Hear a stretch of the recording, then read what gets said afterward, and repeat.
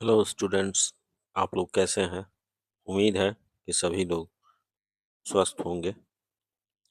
आज हम NCERT class 9 की इंग्लिश की नई बुक कावेरी का पहला चैप्टर पढ़ेंगे। पहले चैप्टर का नाम है how I taught my grandmother to read. इसका हिंदी अर्थ होगा कि मैंने अपनी दादी को कैसे पढ़ना सिखाया। आइए अब इस कहानी की लेखिका से आपका परिचय कराता हूँ। सुधा मूर्ति एक प्रसिद्ध भारतीय लेखिका, समाज सेविका हैं। उनका जन्म 19 अगस्त 1950 को कर्नाटक में हुआ था। वे इन्फोसिस फाउंडेशन की अध्यक्ष रह चुकी हैं और उन्होंने समाज सेवा के क्षेत्र में बहुत महत्वपूर्ण कार्य किए हैं। सुधा मूर्ति सरल और प्रेरणादायक कहानियां लिखने के लिए जानी जाती हैं, जिनमें शिक्षा, संस्कार और जीवन मूल्यों पर विशेष ध्यान दिया जाता है। उनकी रचनाएं बच्चों और बड़ों दोनों के लिए उपयोगी होते हैं। How I taught my grandmother to read उनकी एक प्रसिद्ध कहानी है जो शिक्षा के महत्व को दर्शाती है।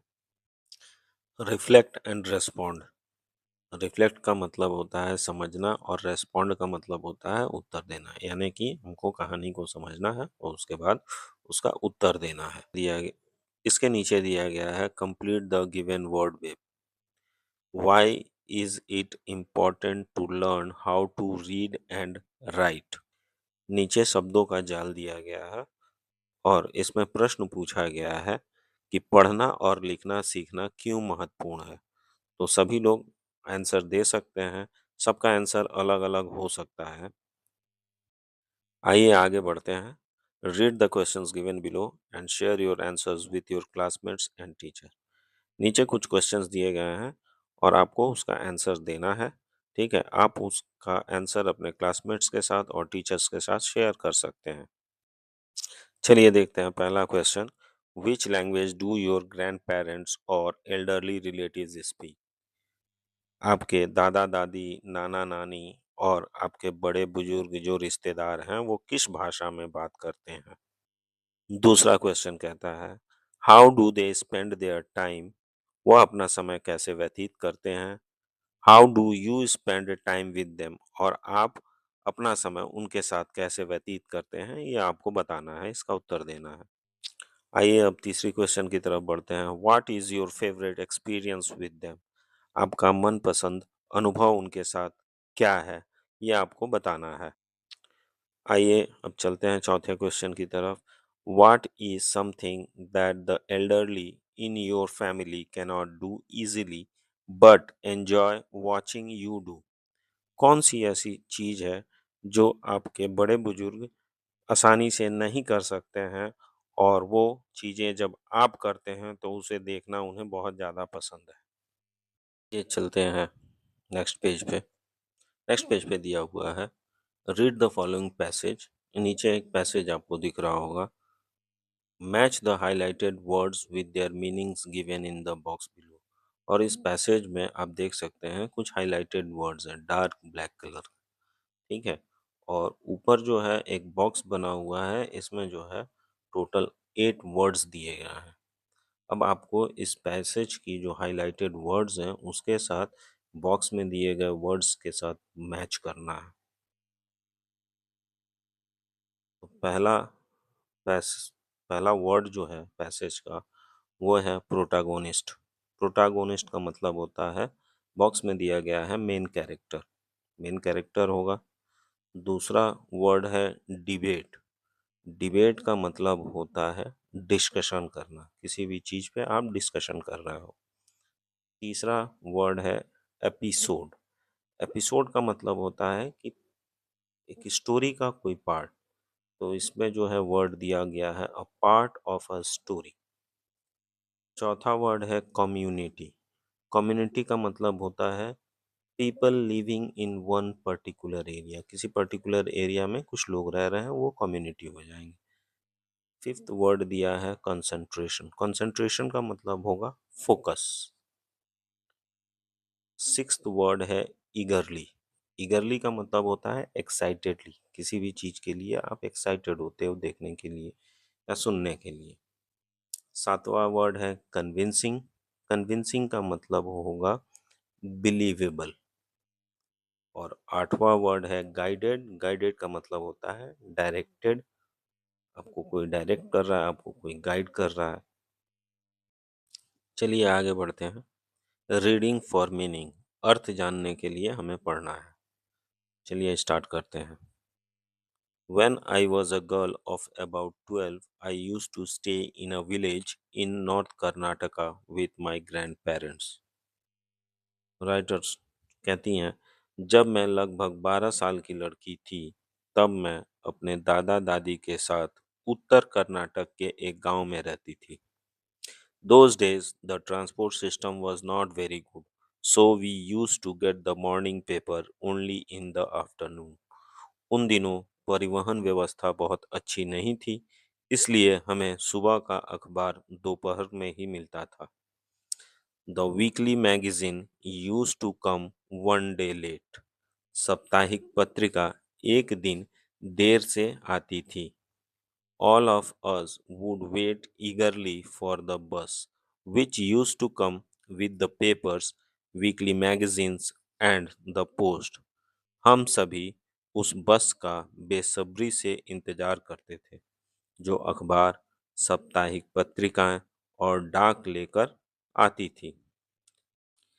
At that time, Triveni was a very popular writer in the Kannada language. उस समय त्रिवेणी कन्नड़ भाषा की एक बहुत प्रसिद्ध लेखिका थी। She was a wonderful writer, वह एक अद्भुत लेखिका थी। Her style was easy to read and very convincing, उनकी लेखन शैली पढ़ने में आसान और बहुत प्रभावशाली थी। Her stories usually dealt with complex psychological problems in the lives of ordinary people and were always very interesting. उनकी कहानियाँ आम लोगों के जीवन की जटिल मानसिक समस्याओं पर आधारित होती थीं और हमेशा बहुत रोचक होती थीं। आइए नेक्स्ट पेज पे। Unfortunately for Kannada literature she died very young. दुर्भाग्य से कन्नड़ साहित्य के लिए उनका निधन बहुत कम उम्र में हो गया। Even now, after 40 years, people continue to appreciate her novels. आज भी 40 साल बाद लोग उनके उपन्यासों की सराहना करते हैं। One of her novels, called Kashi Yatra, was appearing as a serial in the Kannada weekly Karmavira then. उनके एक उपन्यास काशी यात्रा उस समय कन्नड़ साप्ताहिक पत्रिका कर्मवीरा में धारावाहिक के रूप में प्रकाशित हो रहा था। It is the story of an old lady and her ardent desire to go to Kashi और वाराणसी। यह एक बुजुर्ग महिला और काशी, वाराणसी जाने की उसकी प्रबल इच्छा की कहानी है। Most Hindus believe that going to Kashi and worshipping Lord Visheshwara is the ultimate पुण्य। अधिकांश हिंदू मानते हैं कि काशी जाकर भगवान शंकर की पूजा करना सर्वोच्च पुण्य है। This old lady also believed in this, and her struggle to go there was described in that novel. वह बुजुर्ग महिला भी इस पर विश्वास करती थी और वहां जाने के लिए उसके संघर्ष का वर्णन उस उपन्यास में किया गया है। In the story, there was also a young orphan girl who falls in love, but there was no money for the wedding. कहानी में एक युवा अनाथ लड़की भी थी जो प्रेम में पड़ जाती है, लेकिन उसके विवाह के लिए पैसे नहीं थे। In the end, the old lady gives away all her savings without going to Kashi. अंत में वह बुजुर्ग महिला काशी गए बिना ही अपनी सारी बचत दे देती है। She says the happiness of this orphan girl is more important than worshipping Lord Visheshwara at Kashi. वह कहती हैं, इस अनाथ लड़की की खुशी काशी में भगवान शंकर की पूजा करने से अधिक महत्वपूर्ण है। My grandmother Krishnaka never went to school so she could not read. मेरी दादी कृष्ण का कभी स्कूल नहीं गई थी, इसलिए वो पढ़ नहीं सकती थी। Every Wednesday, the magazine would come and I would read the next episode of this story to her. हर बुधवार पत्रिका आती थी और मैं उन्हें इस कहानी का अगला भाग पढ़कर सुनाती थी। During that time, she would forget all her work and listen with greatest concentration. उस समय वह अपना सारा काम भूलकर पूरी एकाग्रता से सुनती थी। Later, she could repeat the entire text by heart. बाद में वह पूरे पाठ को कंठस्थ दोहरा सकती थी। My grandmother too never went to Kashi and she identified herself with the novel's protagonist. मेरी दादी भी कभी काशी नहीं गई थी और वह खुद को इस उपन्यास की मुख्य पात्र से जोड़ती थी। So, more than anybody else, she was the one most interested in knowing what happened next in the story and used to insist that I read the serial out to her. इसलिए वह दूसरों से ज्यादा इस बात में रुचि रखती थी कि कहानी में आगे क्या हुआ और मुझसे बार-बार कहानी पढ़कर सुनाने के लिए आग्रह करती थी। After hearing what had happened next in Kashi Yatra, she would join her friends at the temple courtyard, where we children would also gather to play hide and seek. Kashi यात्रा में आगे क्या हुआ यह सुनने के बाद वह मंदिर के आंगन में अपनी सहेलियों के साथ जुड़ जाती थी, जहां हम बच्चे भी छुपन छुपाई खेलने के लिए इकट्ठा होते थे। She would discuss the latest episode with her friends. वह अपनी सहेलियों के साथ कहानी के नवीनतम भाग पर चर्चा करती थीं। At that time, I never understood why there was so much of debate about the story. उस समय मुझे कभी समझ नहीं आता था कि उस कहानी पर इतनी चर्चा क्यों होती थी। Once I went for a wedding with my cousins to the neighboring village. एक बार मैं अपने चचेरे भाई बहनों के साथ पड़ोसी गांव में शादी में गई। In those days, a wedding was a great event. उन दिनों शादी एक बहुत बड़ा आयोजन हुआ करती थी। We children enjoyed ourselves thoroughly. हम बच्चे खूब आनंद लिया करते थे। We would eat and play endlessly, savoring the freedom because all the elders were busy.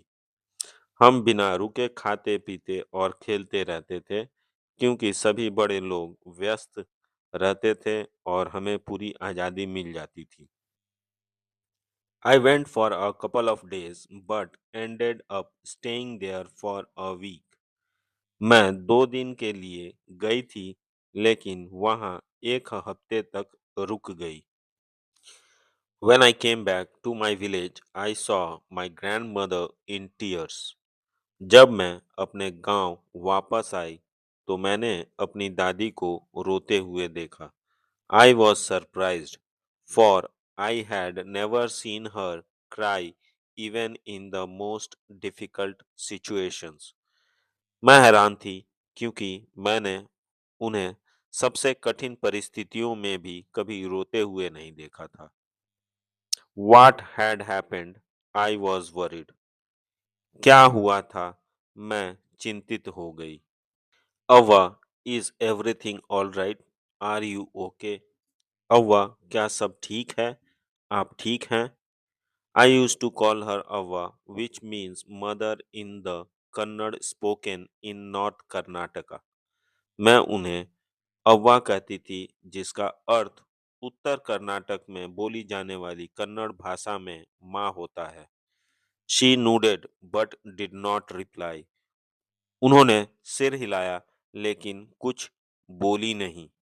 I did not understand and forgot about it. मैं समझ नहीं पाई और उस बात को भूल गई. In the night after dinner we were sleeping in the open terrace of our house. रात में खाना खाने के बाद हम अपने घर की खुली छत पर सो रहे थे. It was a summer night and there was a full moon. वह गर्मी की रात थी और पूर्णिमा का चांद था. Avva came and sat next to me. Avva आई और मेरे पास बैठ गईं. Her affectionate hands touched my forehead. उनके स्नेह भरे हाथों ने मेरे माथे को छुआ. I realized she wanted to speak. मुझे समझ में आ गया कि वह कुछ कहना चाहती हैं. I asked her, what is the matter? मैंने उनसे पूछा, क्या बात है? When I was a young girl, I lost my mother. जब मैं छोटी लड़की थी, तब मैंने अपनी माँ को खो दिया था. There was nobody to look after and guide me. मेरी देखभाल करने और मार्गदर्शन देने वाला कोई नहीं था. My father was a busy man and got married again. मेरे पिता बहुत व्यस्त व्यक्ति थे और उन्होंने दूसरी शादी कर ली. In those days, people never considered education essential for girls, so I never went to school. उन दिनों लोग लड़कियों की शिक्षा को आवश्यक नहीं मानते थे, इसलिए मैं कभी स्कूल नहीं गई. I got married very young and had children. मेरी शादी बहुत कम उम्र में हो गई और मेरे बच्चे हो गए. I become very busy. मैं बहुत व्यस्त हो गई. Later, I had grandchildren and always felt so much happiness in cooking and feeding all of you. बाद में मेरे पोते पोती हुए और आप सबके लिए खाना बनाकर और खिलाकर मुझे बहुत खुशी मिलती थी. At a time, I used to regret not going to school, so I made sure that my children and grandchildren studied well. कभी-कभी मुझे स्कूल न जाने का अफसोस होता था, इसलिए मैंने यह सुनिश्चित किया कि मेरे बच्चे और पोते-पोती अच्छी तरह पढ़ाई करें.